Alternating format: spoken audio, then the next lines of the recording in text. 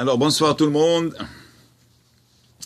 Ce soir nous avons un cours un petit peu spécial et on se pose la question pourquoi quand on prie et on prie fort et même si on pleure, alors on a l'impression que les prières ne sont pas répondues.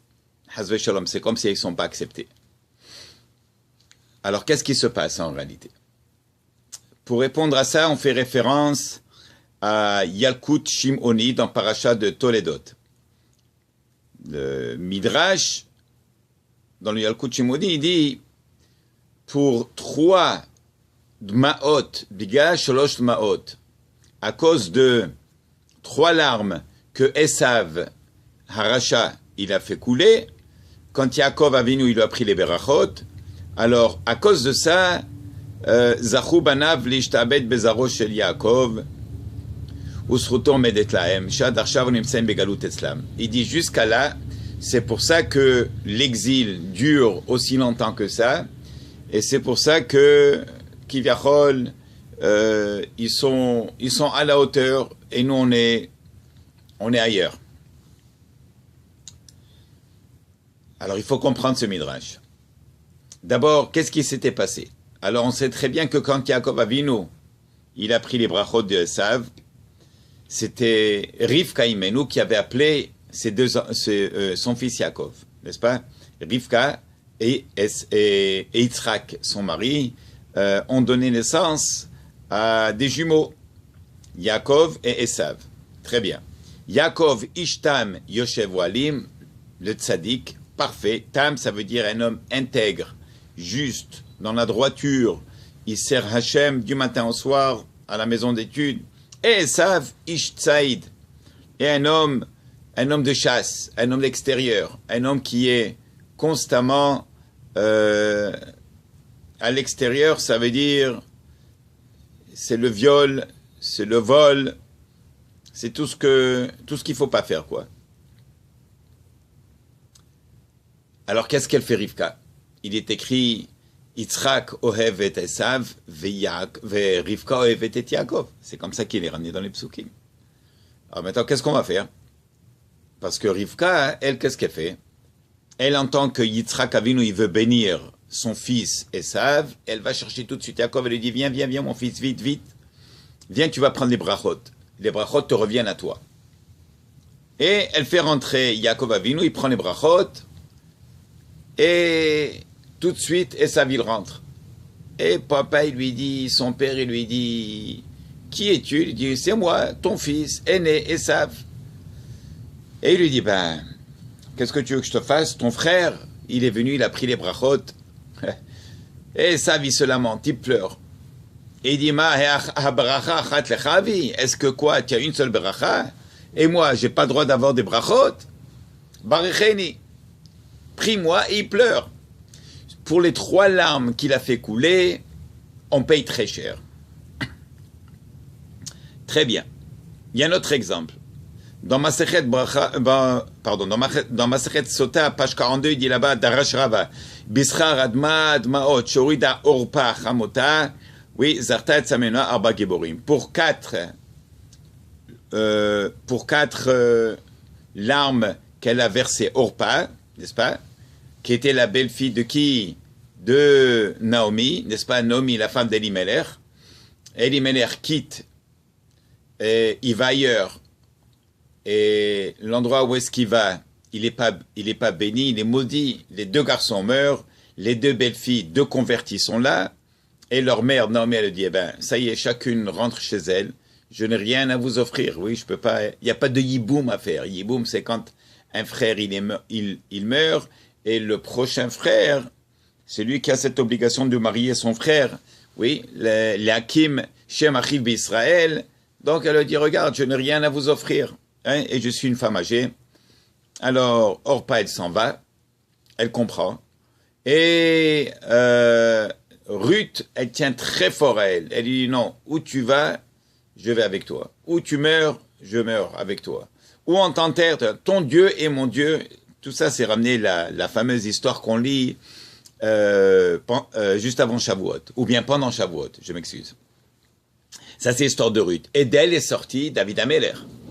Orpa, parce qu'elle a pleuré, parce qu'elle s'est lamentée, oui, 4 larmes, qui est sorti d'elle, 4 giborim. Il dit le Midrash, dans ma Sechet Soda, un des 4 giborim, c'est qui? Ni plus et ni moins, Goliath. Maintenant, vous comprenez le rapport, pourquoi David, il fait la guerre contre Goliath. Goliath se fait choisir par les Palestiniens, pardon, par les Philistiniens, kif kif. Déjà à l'époque, à Gaza, ils habitaient Gaza, à Gath, et les Juifs, à l'époque du roi Shaoul, ils cherchent quelqu'un qui va faire la guerre. Shaoul lui-même, c'était Ish Gibor Haïl, Mishirvo Mamala, comme ça il dit le Midrash. Mais il dit, bon, j'ai besoin de quelqu'un. Et il dit, celui qui sort en guerre et qui tue Goliath, je lui donne ma fille Michal. Et éventuellement, c'est ce qui s'est passé. Qui c'est qui se présente? Un petit, menu, roux, un petit sadique, David Améler. Il n'était pas grand, il n'était pas... Pourtant, tous ses frères, ils étaient grands, ils étaient très forts. Mais non, ça c'est David Améler. Et David Améler, c'est lui qui a tué Goliath. En fin de compte, si vous voulez, c'est le fils de Orpa, et David Améler, c'est le fils de... le descendant de Ruth. Alors voilà, elle a pleuré, et voilà sa récompense. Et nous, on se dit, où est-ce qu'elle est la justice? Qu'est-ce que c'est que Hazve Shalom? En remettant en question Hazve Shalom. Où est-ce qu'elle est la justice? Pourquoi est-ce que c'est comme ça? N'est-ce pas? Et très souvent, il y a des choses qui arrivent, n'est-ce pas? Très souvent, on se pose des questions. Très souvent, non seulement on se pose, mais on remet en question, on dit, mais c'est pas normal ce qui nous arrive. Tu es pressé le matin? Tu es pressé le matin pour aller au travail, qu'est-ce que tu reçois? La voiture ne démarre pas. Ouais. Parfois, papa il s'accroche avec son fils, parfois maman s'accroche avec sa fille, parfois c'est avec la belle-sœur, parfois c'est la belle-mère, parfois c'est le voisinage. Il y a toujours un problème quelque part. Et tu te dis, mais c'est pas possible, mais qu'est-ce qu'on a fait? Pourquoi est-ce que ça me tombe comme ça sur la tête? Oui, parfois c'est la parnacha, parfois Hazve Shalom, c'est la santé.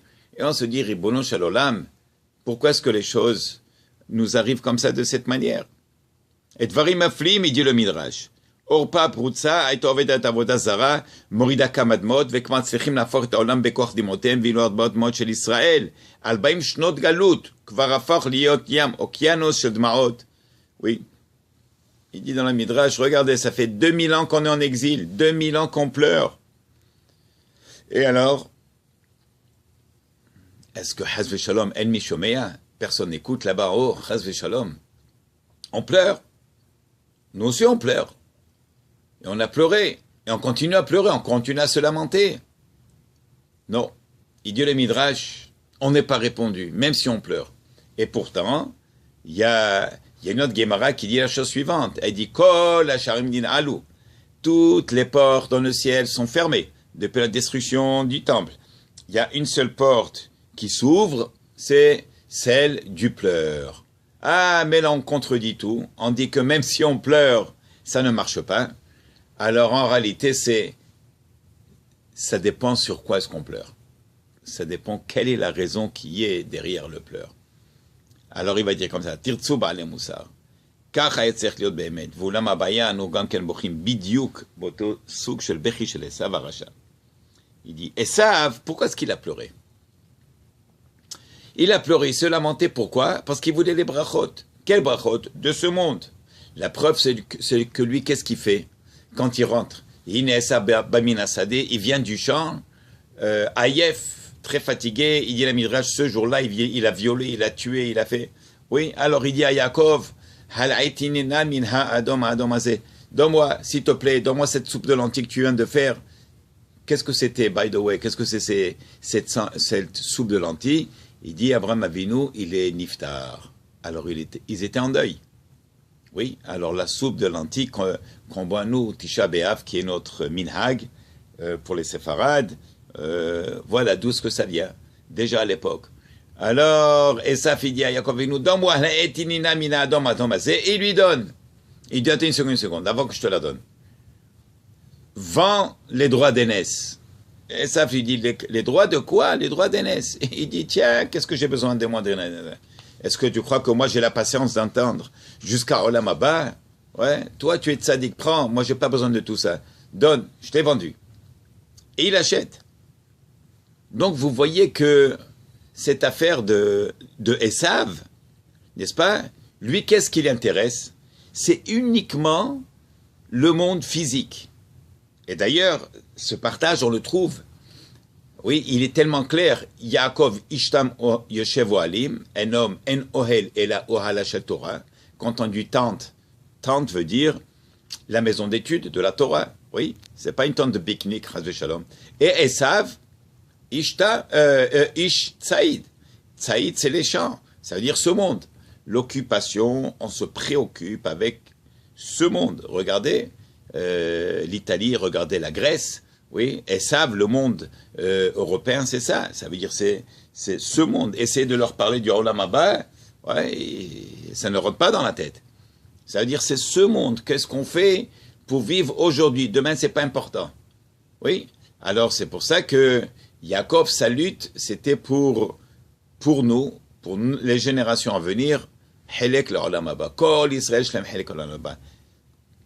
Alors maintenant, si c'est comme ça, on voit que le pleur d'Esav, c'était uniquement et strictement pour ses besoins matériels physiques dans ce monde. Quelle relation?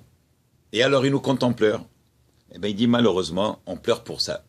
Nous aussi contempleurs, c'est pour ça qu'on n'est pas répondu. Ça? Comment ça? Oui, parce que en général, qu'est-ce qu'on fait? On pleure pour, on se lamente pourquoi? Parce qu'on veut plus. Oui, on regarde les voisins, ah, eux ils ont, ah, quand je vois, 2 mois, je veux une plus grande cuisine, je veux une plus grande maison, je veux une deuxième voiture, je veux déménager. Pourquoi? Qu'est-ce qu'il y a? Qu'est-ce qu'elle a ta maison que tu devais déménager? Oui, et je veux plus, je veux voyager, je veux faire, oui, bien sûr, psahtek, d'accord, mais est-ce que c'est ça le Ikar? Pour nous, c'est pas le Ikar. Ezeu Hassameach Behelko, qui c'est l'homme qui est heureux? C'est l'homme qui est content avec ce que Hachem, il lui a donné Helko, sa part à lui, oui, sans faire des efforts pour aller prendre peut-être ce qui ne lui appartient pas, n'est-ce pas? N'oubliez pas, Mi Rosh Hashanah, Vad Rosh Hashanah, Mezonotav chez la dame Ktsuvim. Ah, si la parnassa elle est déjà Ktsuva, alors, et les gens qui font des 14 et des 16 heures par jour au travail, plus et plus et plus et plus, ils ne comprennent pas que ça sort d'un autre côté. C'est pourquoi? Parce que c'est pas ce qu'Hachem il voulait pour toi. Hachem, ce que il voulait pour toi, il est intouchable. Personne ne peut te le prendre. Mais quand tu dépasses ton quota et tu commences à prendre à droite et à gauche, alors ben que ça va sortir ailleurs. Et alors, ça veut dire que en réalité, sur quoi est-ce qu'on pleure? Sur ça, sur le monde matériel. Je veux, j'ai besoin, et que mon fils, il réussisse, il va être, Et la Torah, où est-ce qu'elle est dans tout ça? Alors, il y a un grand yesod dans ça. Il dit le Zohar Kadosh. Et d'ailleurs, vous allez le voir aussi dans la Hamida. Il dit le Shulchan Aruch, avant qu'on passe au Zohar. Il dit le Shulchan Aruch. Quand on prie, il est interdit de demander quoi que ce soit avant les 3 premières. Les 3 premières, c'est Haïl Gadol Gibor Vanora El Elion Goman Hasadim Tovim Koneh Hakol Zocher Hasdavot Umevi Goel Livnei Benem Leman Shemo Be'ava Melech Chozom Bochat Hashem Magen Avram Ata Gibor L'Olam Hashem. Tout ça, c'est les 3 premières, c'est des louanges à Kadosh Baruch Hu. Les 3 dernières de l'Amida, c'est des louanges. Qu'est-ce qui reste au milieu? Ça, c'est des bakashot pratiyot, des bakashot que on a besoin pour nos besoins, nous. Pourquoi? C'est parce que c'est comme ça que ça a été établi. Parce qu'avant de demander nos propres besoins, nous, il faut penser aux besoins d'Akadosh Baruch Hu. Quels sont ces besoins? Qu'il faut se rappeler. Pourquoi faire? Est-ce qu'il a créé le monde? N'est-ce pas? Alors il faut lui faire ces louanges qui lui reviennent. Oui. Quand on rentre, les Havdi, les Fafim, on rentre chez un patron, on rentre chez un roi, chez un ministre, on veut lui demander quoi que ce soit. Oui, alors par politesse, il faut lui faire ses louanges à lui. Et après, les bakashot, la même chose ici. Oui, malheureusement de nos jours, regardez, même Rosh Hashanah. Rosh Hashanah, les gens, qu'est-ce qu'ils pensent? Ils pensent qu'ils sont partis faire du shopping. Ils rentrent à la prière le matin, psahtek les chaussures, j'aime ta cravate, où tu manges aujourd'hui, cet après-midi, où tu vas manger ce soir, demain, qui es-tu invité? Et après, il sort de la prière, il dit, alors, comment tu as fait ta prière? Ouais, pas mal. Et toi? Ouais, pas mal, pas mal. Qu'est-ce que ça veut dire pas mal? On est parti faire du shopping ou quoi? Ouais, non, non, non, je pense que j'ai bien fait. Ouais, ma prière, ouais. Ça veut dire que quoi? Il vient avec une liste. Ça, j'ai besoin, ça, j'ai pas besoin, ça, tu le reprends. Oui, on fait des échanges. Crédit, moi, surcir, c'est ça. Bah, c'est. Et là-bas, il faut comprendre que, avant tout, et surtout, de penser à Kadosh Baruch Hu. Ce que le Zohar HaKadosh maintenant vient en Zohar, il dit, il faut prier pour la Shekhinah. La Shekhinah qui est par terre. Oui, Kumi, Uri, Me'afar Kumi. Oui, il faut qu'elle se lève. Oui, elle est basse. Elle n'est pas, oui, ça c'est l'Akim Sukat David Hanofelet, Ufrosanus Sukat Shlomecha. Oui, et très souvent on le mentionne. Donc on voit qu'il y a ce concept de quoi? De prier pour la Shekhinah. Et quand on prie pour la Shekhinah, c'est pour ça qu'on dit avant chaque prière, Leshem Yehud Kutsha Berichu Shrinte. Berichu ou Shrinte. Qu'est-ce que c'est Shrinte? La Shekhinah, il faut prier pour elle. Pourquoi? Parce que malheureusement, elle est en exil. Kivyachol, si on peut se permettre de dire, c'est comme si Akadosh Baruch Hu c'est papa, et la Shekhinah c'est comme Kivyachol si c'est la maman. Oui, la maman, elle est en exil. Akadosh Baruch Hu ne peut pas revenir dans son monde, dans son palais royal, n'est-ce pas, dans le Shamaïm. Oui, on avait déjà expliqué, il y a Jérusalem, elle est jumelée. Eir, Shehuberala, Yahda Vidi David Ameler. Ça veut dire quoi? Ça veut dire qu'en bas, on a Jérusalem physique, et juste en haut, juxtaposé, on a Jérusalem spirituel. Et Akadosh Baruch Hu, il dit dans Patah Eliyahu, Ve'at hashav de mioma shenichav begid mesha ana bebeta lavhachi. Il dit à Akadosh Baruch Hu, est-ce que tu penses que depuis que le temple a été détruit, je suis chez moi? C'est pas du tout comme ça. Je ne peux pas rentrer chez moi. Pourquoi? C'est parce qu'on est tous en exil. Le peuple, il est en exil. La Shekhinah, elle est en exil. Et voilà que on se pose la question, qui c'est qui prie pour la Shekhinah Kedosha? Les tzadikim, ils le font. Oui, les tzadikim, ils se lamentent. C'est pour ça que vous trouvez sous la choupa, qu'est-ce qu'on fait? On casse le verre. Pourquoi? Notre joie ne peut pas être complète. Oui, alors on brise pour se rappeler de la douleur qu'on a. La Shekhinah, elle est en galoute. Oui. Et quand on achète une nouvelle maison, on laisse un endroit qui n'est pas construit. Pourquoi? On est en galoute. La Shekhinah, elle est encore en galoute. Alors voilà que c'est ça en réalité ce qu'il faut faire. Pourquoi? C'est parce que quand on pleure, et si des gens pleurent, parce qu'il est difficile de pleurer, oui, Barmenan, oui, qu'on n'aurait jamais besoin de pleurer. On sera toujours que dans la simha. Mais la vraie simha, c'est l'arzir atara leushna, comme qu'on dit, que la Shekhinah, elle revient à sa place, ouais, et que Akadosh Baruch Hu, il nous reconstruit le temple, et Tchiyat Hametim, et Melech HaMashiach. Oui, c'est très très bien, mais il faut le comprendre. Alors déjà, si déjà on arrive à pleurer, et si déjà on a cette douleur, cette peine, il faut que ça soit une douleur. Ça veut dire qu'on comprend d'où elle vient cette douleur. Pas parce qu'il me manque. Il n'y a rien qui nous manque. Hakadosh Baruch Hu zan et haolam kulo betuvo behen. Hakadosh Baruch Hu, c'est son rôle. On a appris ça dans le Ramak, dans le livre du Ramak, Tomer Devora. Oui, qu'est-ce qu'il fait Hakadosh Baruch Hu? N'est-ce pas? Il est zan ou fanes. Il est inquiet pour toi. Qu'est-ce que tu vas manger ou comment tu vas faire? Oui, et il voit chacun avec ses besoins. Lui, il lui donne tant parce qu'il lui revient tant. L'autre, il lui revient tant, alors il lui donne tant. Oui. Alors tu vois qu'Akadosh Baruch Hu se préoccupe de ça. Mais nous, de quoi est-ce qu'on doit se préoccuper? De Akadosh Baruch Hu, de la Shekhinah, qui viachol, qu'elle est encore en galoute et que malheureusement, elle n'est pas encore... elle s'est pas encore remise sur la prière. C'est ça qu'il dit. Ilu aynu moridim kamad maot bemet al tsar Shekhinah. Bevadai shatmaot shel Esav hayu nimchakot mizman. Si on aurait pleuré pour la Shekhinah, eh ben l'effet que les dmaot de Esav qu'ils ont fait depuis qu'elles tiennent jusqu'à maintenant, elles seraient annulées.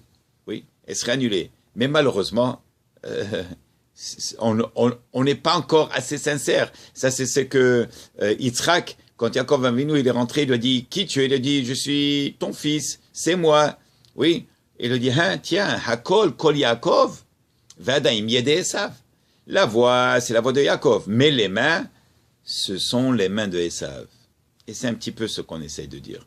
Quand dans les synagogues, dans le Bate Midrashot, dans les Shivot, on entend notre voix, ça c'est Kol Yaakov, la voix de Yaakov. Alors, En Hayadaim Yede Esav. Oui, si vous voyez dans le Sefer Torah, il manque un Vav. Kol, Hakol, Kol Yaakov. Le premier Kol, Kuf, Vav Lamed, c'est la voix. Le deuxième Kol, il écrit sans un Vav. Pourquoi est-ce que c'est une erreur? Ce n'est pas une erreur dans le Sefer Torah. Hakol, Kol, on le lit comme un Kol, mais en réalité, il n'y a pas de Vav, donc tu le comprends Kal. Hakol Kal, Hazve Shalom. Quand la voix elle est légère, il n'y a pas assez de poids, il n'y a pas assez d'études de Torah, alors là, Hayadaim Yede Esav. Là, Esav, c'est lui que sa main, elle est la plus haute, Hazve Shalom. Et quand Yaakov, Hakol, Kol Yaakov, c'est la voix de Yaakov, on entend, il y a des livrets Torah, il y a des soirées à la maison, on donne des shiurim partout, et les femmes sortent de chez elles pour aller chez la rabbinite pour apprendre les halachot, et les hommes y vont, ils ont des shiurim. Oui, alors là, En Hayadaim Yede Esav. Mais, et si déjà on arrive à verser quelques larmes, qui est très difficile à le faire, et si déjà on le fait, eh bien qu'on le fait d'abord parce qu'on a du tsahar sur la Shekhinah, et après on demande ce qu'on veut. C'est comme si je vous donne un exemple. Oui, la maman. Maman, elle est à la maison. C'est elle qui court, c'est elle qui... Quel est vraiment le devoir de la maman à la maison? Est-ce que papa peut faire ce que maman a fait? Jamais. Il peut donner un coup de main, mais il y a des limites à son coup de main. Maman, papa, il est déjà au lit. Oui, à 10h, 11h. Maman, jusqu'à minuit, elle traîne en bas. Elle ramasse, elle plie. Elle se rassure que demain, on a de quoi. Elle va voir la machine à laver, la machine à sécher, le lave-vaisselle, elle va prier. Toi, monsieur, tu descends le matin, tout est pro, tu fais ton petit café et tu vas aller à la prière. Oui. Alors, imaginez, Hazve Shalom. Un jour, maman, elle a un malaise, elle est au lit. Oui. Et sa fille, elle rentre dans la chambre. Elle pleure. Elle lui dit, maman, il dit à sa fille, chérie, pourquoi tu pleures? Mon iPhone, regarde, il a pris un coup, il s'est brisé, et j'ai... Tu pleures pour ton iPhone? Est-ce que tu as pensé à maman? Est-ce que tu as pensé au malaise de maman? Et que personne ne peut s'occuper de la maison et de la famille, malheureusement? Oui. Et tout se délaisse comme ça, tout tombe en morceaux, Hazve Shalom, quand maman, elle n'est pas bien. C'est exactement ça. Quand on vient et on pleure pourquoi? Pour notre iPhone, pour plus dans le compte de banque, pour une autre maison, pour que la réussite de tel et tel, pour faire quoi? Pour faire des autres bêtises? Il faut prier pour ce qui est bon, pour ce qui est solide, pour ce qui va être la base, le fondement du peuple juif, d'être solide dans la Torah, et avec ça, la Beracha vient. Mais même avant de prier pour la Torah, et pour la réussite dans la Torah, d'abord pour la Shekhinah, qu'Akadosh Baruch Hu Bezrat Hashem Izaki Otanu, oui, l'Arzor B'Tshuva Shelema, Lakim Shechinta Me'afra Bezrat Hashem, comme qu'ils disent dans le Zohar Kadosh, Lakim Shechinta Me'afra, de lever la Shekhinah de la poussière, Hazve Shalom, de la terre.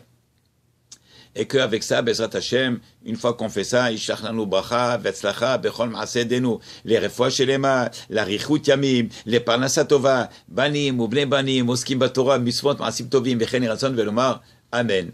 Voilà. Alors, s'il vous plaît, partagez. À bientôt.